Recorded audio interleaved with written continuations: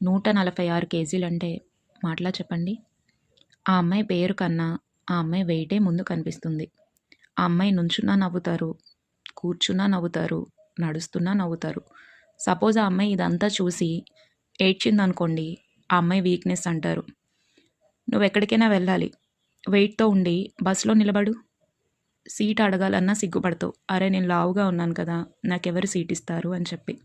పోనీ ఒక auto ఎక్కాలనుకో, auto ఆపి చూడు వెయిట్‌తో ఉండి. ఆటో వాళ్ళు ఏమ్మా ఇంత లావున్నావు నిన్నెక్కించుకుంటే ఒక 2 సీట్లు అనవసరంగా వేస్ట్ అయిపోతాయి అని నీ మొహం మీదే మాట్లాడతారు. సపోజ్ నువ్వు ఒక ఫంక్షన్‌కెళ్ళావనుకో లావుగా ఉండి, కొంచెం పక్కకెళ్ళి నిలబడమ్మా ఫోటోలో సరిపోవట్లేదు అంటారు. అదే ఫంక్షన్‌లో నువ్వు తినటానికి ప్లేట్ పట్టుకున్నప్పుడు ఎవరైనా వచ్చి నువ్వు కరెక్ట్‌గా ఒక ముద్ద నోట్లో పెడుతున్నప్పుడు, ఏంటి ఇంతలా ఉన్నావు?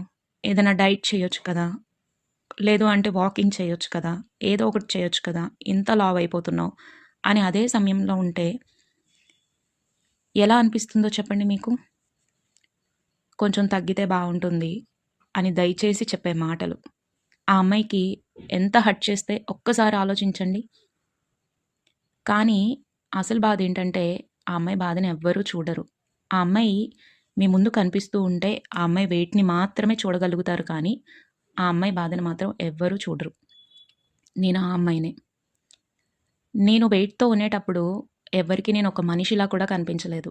నా మొహం మీదే నవ్వేవారు. నా మొహం మీదే మాటలనేవాళ్ళు. చాలా.